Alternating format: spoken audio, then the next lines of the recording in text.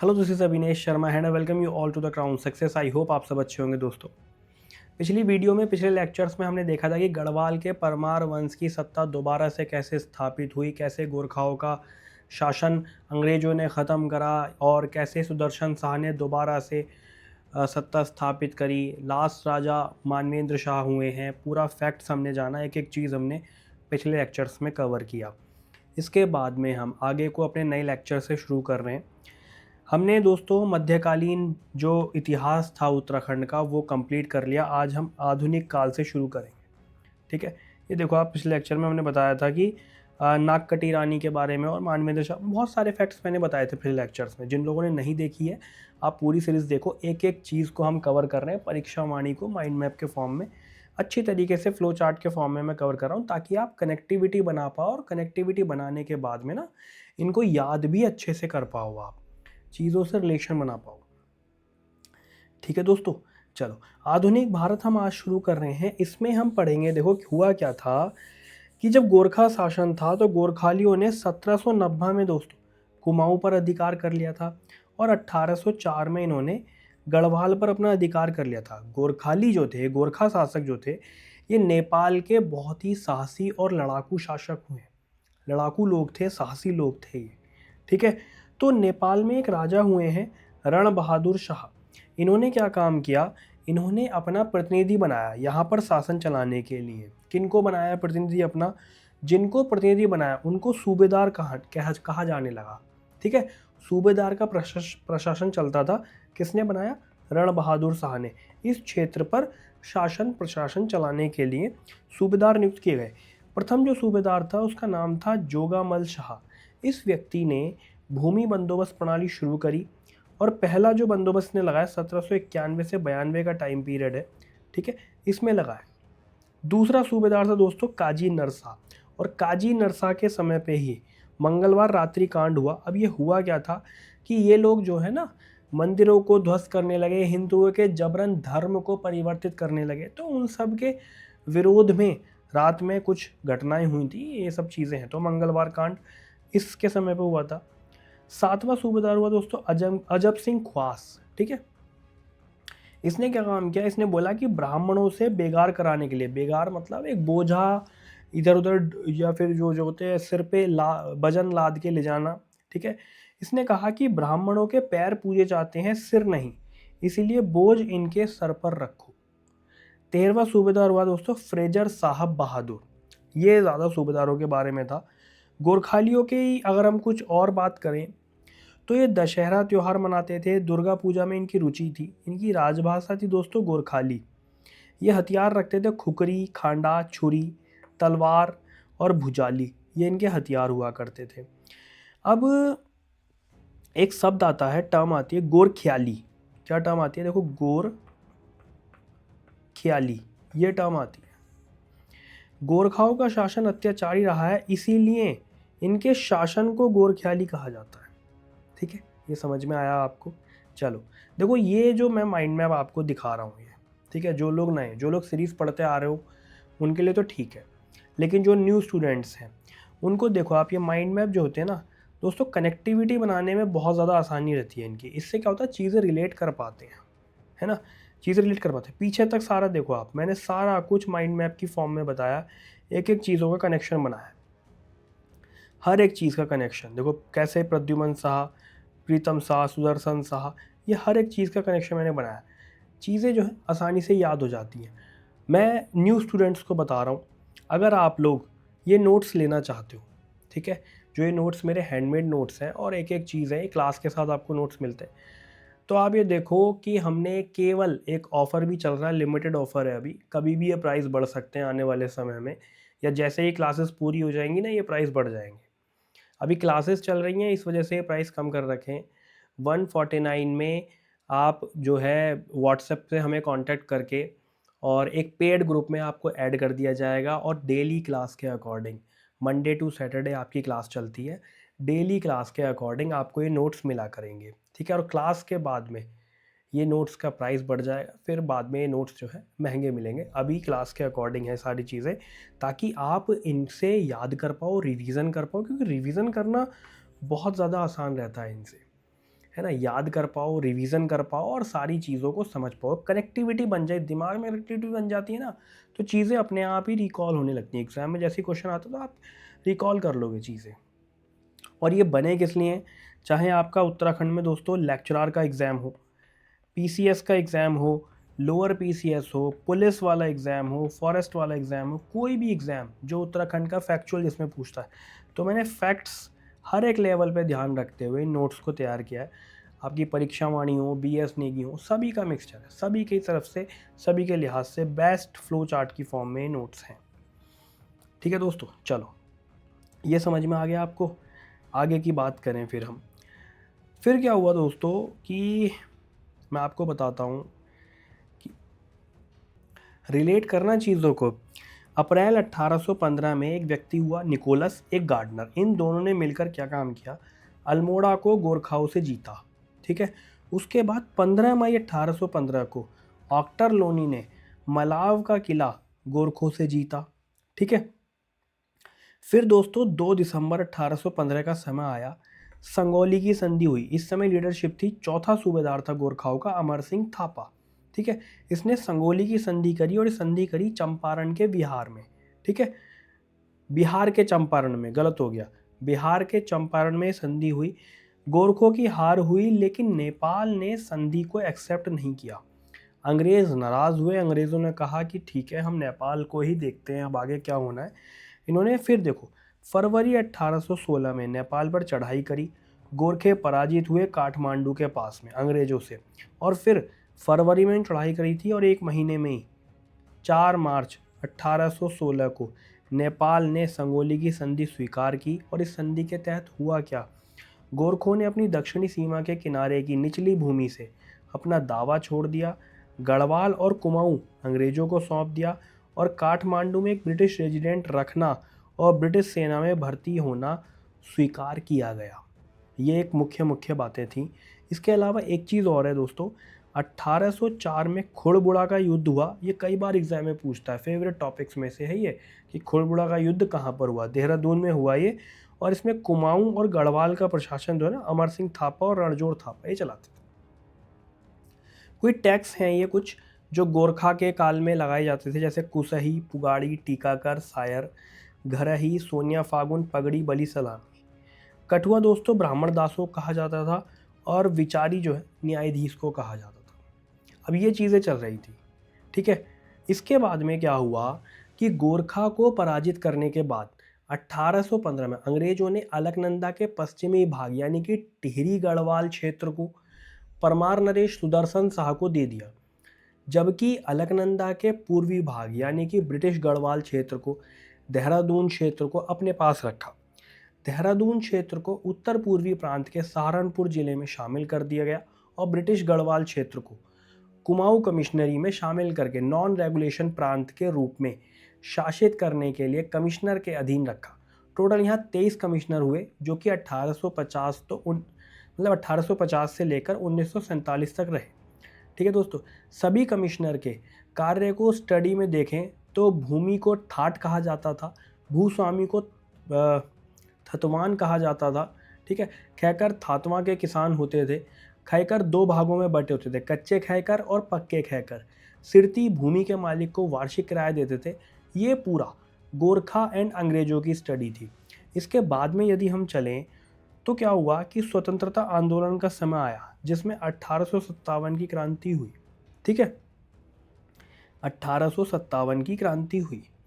अब देखो 1857 की क्रांति का उत्तराखंड राज्य में असर बहुत कम था, क्योंकि गोरखाओं का जो शासन रहा है ना, वो बहुत ज़्यादा अन्यायपूर्ण रहा था। तो उनकी अपेक्षा अंग्रेज शासन लोगों को सुधारवादी लग रहा था। दूसरा, कुमाऊं कमिश्नर रैमजे बहुत ही ज़्यादा कुशल और उदार शासक था। तीसरा, टिहरी नरेश की अंग्रेजों के प्रति भक्ति थी। राज्य में शिक्षा, संचार और यातायात के साधनों की कमी थी। ये सब चीज़ होने के बावजूद भी छोटे मोटे आंदोलन उत्तराखंड राज्य में हुए, जैसे कालू सिंह मेहरा का नाम आता है, ये देखो आप। ठीक है, कालू सिंह मेहरा का नाम आता है, इन्हें उत्तराखंड का प्रथम स्वतंत्रता संग्राम सेनानी होने का गौरव प्राप्त है। ऐसे ही कुमाऊं क्षेत्र के ही हल्द्वानी में 17 सितंबर 1857 को राज्य के लगभग 1000 क्रांतिकारियों ने हल्द्वानी पर अधिकार कर लिया। जिस पर अंग्रेज बड़ी मुश्किल से दोबारा से कब्जा कर पाए। ऐसे ही 1857 में आर्य समाज और अन्य संगठन में धार्मिक सुधार किए। 1870 में अल्मोड़ा में डिबेटिंग क्लब की स्थापना हुई। 1871 में अल्मोड़ा अखबार से प्रकाशन हुआ, राजनीतिक चेतना का विस्तार हुआ और धीरे धीरे चीज़ जो है आगे बढ़ती चली गई। ठीक है, मैं आपको दिखाता भी चलता हूँ कि 1870 में डिबेटिंग क्लब अल्मोड़ा, 1871 में अल्मोड़ा अखबार, ठीक है, राजनीतिक चेतना का विस्तार हुआ दोस्तों।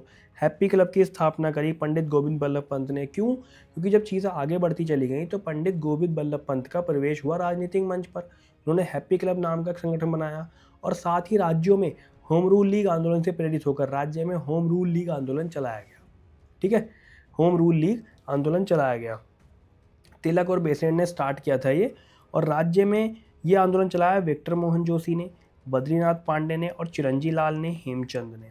ठीक है दोस्तों, कुमाऊं परिषद का गठन किया गया 1916 में। बाद में ये परिषद जो है ना कुली बेगार, कुली उतार, जंगलात कानून, बंदोबस्त प्रणाली, इन सब में बदल गई। इस सब चीज़ों ने स्वतंत्रता आंदोलन में मुख्य भूमिका निभाई। 1918 में गढ़वाल कांग्रेस कमेटी बनाई और 1919 में अमृतसर कांग्रेस में जो है अभी जो गढ़वाल कांग्रेस कमेटी बनाई, इसमें बैरिस्टर मुकुंदी लाल और अनुसुईया प्रसाद बहुगुणा, इन दोनों ने जो है गढ़वाल कांग्रेस कमेटी बनाई। ठीक है, और 1919 की अमृतसर कांग्रेस में भी इन दोनों व्यक्तियों ने भाग लिया। समझ में आया आपको? चलो आगे चलते हैं अब हम। दोस्तों, स्वराज भवन की स्थापना हुई बागेश्वर में। ठीक है, भारत छोड़ो आंदोलन जो था, इसमें महिलाओं की बहुत ज़्यादा विशेष भूमिका थी, क्योंकि स्वतंत्रता आंदोलन के टाइम में उत्तराखंड की महिलाएं भी एक्टिवली जुड़ गई थी। कुंती वर्मा, पद्मा जोशी, कुंता देवी रावत, दुर्गावती पंत, भागीरथी देवी वर्मा, तुलसी देवी, अन्य बहुत सारे ऐसे नाम हैं जिन्होंने विशेष रूप से सक्रिय योगदान किया। और नमक सत्याग्रह के दौरान नैनीताल में विमला, जानकी, भागीरथी, नमक सत्याग्रह के समय अल्मोड़ा के नगरपालिका भवन पर विष्णु देवी शाह, और भी कई सारे ऐसे नाम हैं जो कि इस दौरान जेल भी गई। इन्होंने सरकारी संपत्ति को क्षति भी पहुंचाई। और 1942 का आंदोलन एक बड़ी मात्रा में पूरे देश में एक ऐसा आंदोलन था जिसमें सभी लोगों ने बढ़ चढ़कर हिस्सा लिया, बढ़ चढ़कर भाग लिया। ठीक है, और भी मैं दिखाता चलता हूं आपको, और भी बढ़ चढ़कर भाग लिया दोस्तों। पिथौरागढ़ की तुलसी देवी ने सरला बहन की प्रेरणा से कताई बुनाई केंद्र, ऊन गृह उद्योग समिति, इन सब के माध्यम से महिलाओं को आत्मनिर्भर बनाने का कार्य किया। ठीक है, कुछ फैक्ट्स हैं यहाँ पर। जैसे महात्मा गांधी की हम बात करें तो जब ये कौसानी प्रवास में थे तो अनाशक्ति योग नाम से गीता की भूमिका। ठीक है, इसके अलावा कौसानी को भारत का स्विट्जरलैंड कहा महात्मा गांधी ने। यंग इंडिया और नवजीवन पत्रिकाओं के लिए लेख लिखे। 26 जनवरी 1930 को टिहरी रियासत को छोड़कर पूरे उत्तराखंड में जगह जगह पर तिरंगा फहराया गया। कई स्थानों पर नमक बनाया। दांडी मार्च में 3 सत्याग्रही उत्तराखंड से थे, ज्योतिराम कांडपाल, भैरव दत्त जोशी और गोरखा वीर खड़क बहादुर। ठीक है, एक जगह है दोस्तों दुगड्डा।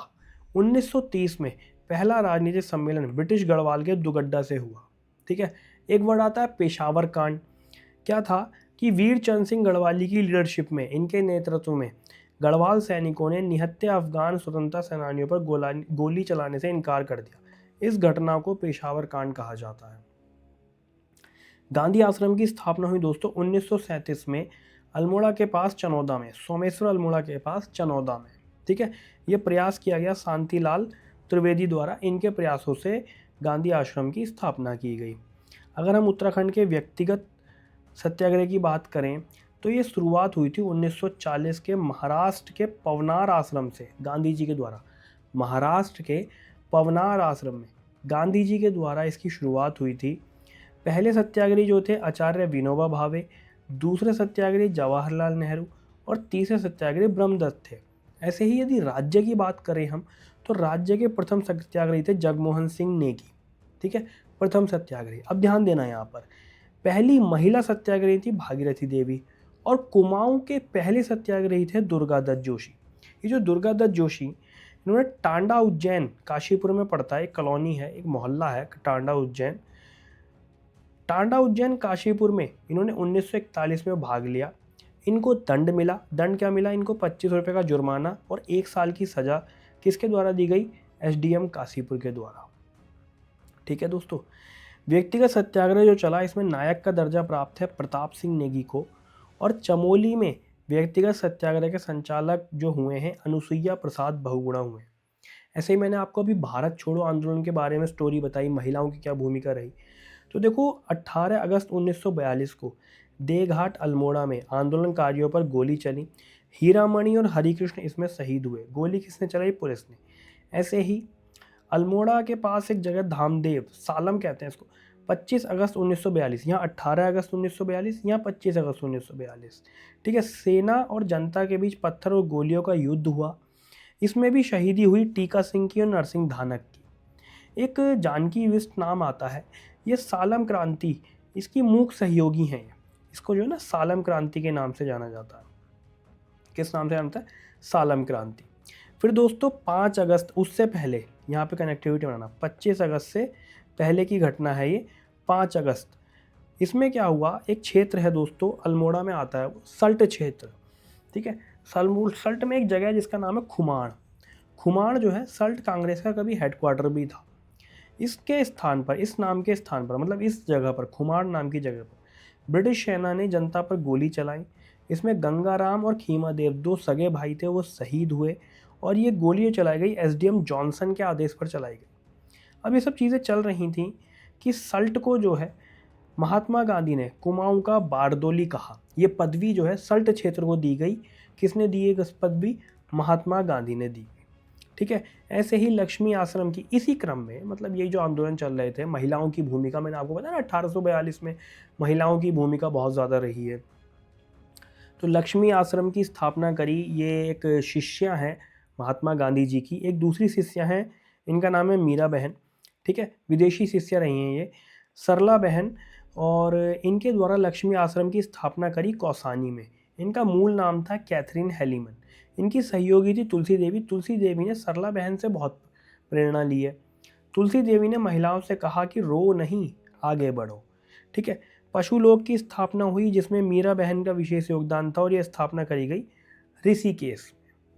ठीक है दोस्तों, तो 1842 में हमने जाना, फैक्ट्स जाने, और जानने के बाद में हमने क्या देखा कि इसमें महिलाओं की क्या भूमिका रहती है, ये चीज़ें हमने समझी। दोस्तों ये जो आंदोलन चल रहे थे ना, इसमें पत्र पत्रिकाओं का भी योगदान बहुत ज़्यादा रहा है। ठीक है, बहुत विशेष योगदान इसमें पत्र पत्रिकाओं का रहा है। जैसे समय विनोद एक समाचार पत्र था उत्तराखंड का, ये प्रथम समाचार पत्र था और इसका प्रकाशन किया गया जयदत्त जोशी के द्वारा। ऐसे ही अल्मोड़ा अखबार, पत्रकारिता की प्रथम ईंट कहा गया इसको, अल्मोड़ा अखबार को। शक्ति बद्रीदत्त पांडे द्वारा चलाया गया। मासिक पत्रिका चलाई गई एक युगवाणी नाम से। ऐसे ही आज़ाद हिंद फौज जो थी नेताजी की, उसमें भी उत्तराखंड के लोगों का विशेष योगदान था। लगभग 2500 सैनिक तो उत्तराखंड से थे। ठीक है, बुद्धि शरण रावत नेताजी के निजी सहायक थे। कर्नल थे पितृशरण रतूड़ी। चंद सिंह नेगी जो है ना ऑफिसर ट्रेनिंग स्कूल के कमांडर थे। ठीक है, ये उत्तराखंड का विशेष योगदान था। इसके बाद में क्या हुआ, और भी अन्य जन आंदोलन शुरू हुए, जैसे कुली बेगार आंदोलन। इसके बारे में आपको बताता हूँ, कुली बेगार के बारे में। क्या था ये आंदोलन? 1921 का टाइम था। ठीक है, इसमें क्या हुआ था कि अंग्रेजी शासनकाल में अंग्रेज अधिकारियों के कहीं आने जाने के समय उनके सामान को गांव वालों को ढोना पड़ता था अपने सर पे रख के, या कैसे भी। ठीक है, एक गांव वालों को उस सामान को दूसरे गांव तक पहुंचाना पड़ता था। इस प्रकार रास्ते में पड़ने वाले सभी गांव से ये बेगार ली जाती थी। बेगार लेने का मतलब श्रम करवाना, ये श्रम लिया जाता था। ठीक है, एक गांव से दूसरे गांव तक सामान जो है ढो के पहुँचाना पड़ता था। ठीक है, इसके लिए गांव के मुखिया के पास एक बेगार रजिस्टर होता था। उत्तराखंड की जनता इस कार्य को अपने सम्मान के विरुद्ध मानती थी। इसीलिए 1921 से पहले कई बार इस कुप्रथा के खिलाफ आंदोलन कर रही थी जनता। और ये आंदोलन सबसे पहले खाव्यानी गांव अल्मोड़ा में है, वहाँ से शुरू हुआ, और 13-14 जनवरी 1921 को बागेश्वर में सरयू के किनारे उत्तरायणी मेले में बद्रीनाथ पांडे, हरगोविंद पंत, चिरंजी लाल, इन सब के नेतृत्व में लगभग 40,000 आंदोलनकारियों ने बेगार न देने का संकल्प लिया और बेगार रजिस्टरों को सरयू नदी में बहा दिया। यहीं से इस कुप्रथा का अंत हो गया दोस्तों। ठीक है, यहीं से इस कुप्रथा का अंत हो गया। ऐसे ही टिहरी राज्य आंदोलन हुआ, फिर डोलापाल की आंदोलन हुआ। देखो टिहरी राज्य आंदोलन, इसमें लीडरशिप करी श्रीदेव सुमन ने, दौलत राम ने, वीर चंद सिंह गढ़वाल ने, नागेंद्र सकलानी ने, मोलू राम ने। बाद में ये जो आंदोलन था ना, ये काफ़ी लंबा चला था। इसमें इसे बाद में आगे बढ़ाया दौलत राम ने, मोलू राम ने, सकलानी ने, ठीक है। फिर हुआ दोस्तों 1930 का टाइम पीरियड, ठीक है, इसके आसपास का समय, डोला पालकी आंदोलन, शिल्पकारों का दलितों से संबंधित है। कई बार एग्जाम पूछता है ये कि डोला पालकी आंदोलन किससे संबंधित है, शिल्पकारों दलितों से संबंधित है। लीडरशिप इसमें करी थी जयानंद भारती ने। मैं आपको बताता हूँ कि इसमें क्या हुआ कि सामाजिक व्यवस्था के खिलाफ शिल्पकारों के इस आंदोलन का उद्देश्य है स्वर्ण दूल्हा, दूल्हा का मतलब कौन होता है दूल्हा, शादी वाला दूल्हा जो होता है, हाँ दूल्हा की, और उच्च जाति का दूल्हा यानी कि स्वर्ण दूल्हा, आप समझ गए, स्वर्ण दूल्हा के समान स्थिति को प्राप्त करना था। कहने का मतलब है कि इस आंदोलन से पहले राज्य में शिल्पकारों को शादी या अन्य अवसरों पर डोला पालकी में बैठने का हक नहीं था। ये व्यवस्था जो थी केवल उच्च वर्ण के लोगों के लिए ही थी। दलित वर्ग का दूल्हा या दुल्हन पैदल ही जाते थे। इस व्यवस्था के खिलाफ जयानंद भारती के नेतृत्व में 1930 के आसपास दोस्तों आंदोलन चला और शिल्पकारों को यह अधिकार मिल पाया। यहाँ पर एक बात ध्यान देने वाली है कि 1911 में एक व्यक्ति हुए हैं जिनका नाम है हरि प्रसाद, ठीक है, ध्यान देना ये चीज़। इन्होंने यहाँ के दलितों के लिए शिल्पकार शब्द यूज़ किया था, दलितों के लिए। ऐसे ही दोस्तों आगे चले, फिर शराब विरोधी आंदोलन हुआ, ठीक है। इसमें एक नारा दिया कि नशा नहीं रोजगार दो, और ये जो आंदोलन हुआ उत्तराखंड संघर्ष वाहिनी द्वारा चलाया गया, ठीक है। और फिर विश्वविद्यालय आंदोलन हुआ, एनडी तिवारी ने ये प्रस्ताव रखा, ठीक। और 1973 का समय था। बाद में जब चीज़ें हुई, मैनेज हुई सब कुछ, तो गढ़वाल विश्वविद्यालय की स्थापना करी श्रीनगर में, और कुमाऊं विश्वविद्यालय की स्थापना करी नैनीताल में, ठीक है दोस्तों। ये पूरा हमारा लेक्चर था। आगे मैं आपको ना अगले लेक्चर में लगभग हमारा हिस्ट्री कवर हो चुकी है, ऑलमोस्ट तकरीबन 90% हमारी कवर हो गई है। क्या रह गया है इसमें हमारा, थोड़ा सा एक तो मैं बताऊंगा आपको अगले लेक्चर में, उत्तराखंड राज्य के बनने की कहानी सुनाऊंगा, कुछ इसमें गैरसैंण के बारे में भी है, और एक दो चीज़ें और हैं, ठीक है। ये सब चीज़ें मैं बताऊंगा। कमेंट सेक्शन में बताना कि लेक्चर आपको कैसा लगा। बाकी इसके अलावा अगर आप लोग दोस्तों नोट्स लेना चाहते हो तो मैंने बताया आपको कि आप व्हाट्सएप से जुड़ सकते हो और मैसेज करके पेमेंट करके नोट्स ले सकते हो, ठीक है। मतलब नोट्स के ले सकते हो, आप एक पेड ग्रुप में ऐड हो जाओगे और डेली आपको ये फ्लो चार्ट वाले नोट्स मिलते रहेंगे। पढ़ते रहो दोस्तों, इसी तरीके से अपनी तैयारी करते रहो। हमारी उत्तराखंड की सीरीज़ लाते रहेंगे। आपके एग्ज़ाम से पहले लेक्चरर वाला एग्ज़ाम है 6 तारीख को, ठीक है, स्क्रीनिंग वाला पेपर, उससे पहले हम पूरी तरीके से इसको कंप्लीट कर देंगे। तैयारी बेहतरीन हो जाएगी आपकी, इसको आप याद कर लोगे, रिवाइज़ कर लोगे, कम समय में चीज़ें जो है बहुत अच्छा आउटपुट दे देंगी। पढ़ते रहो। All the very best. Thank you.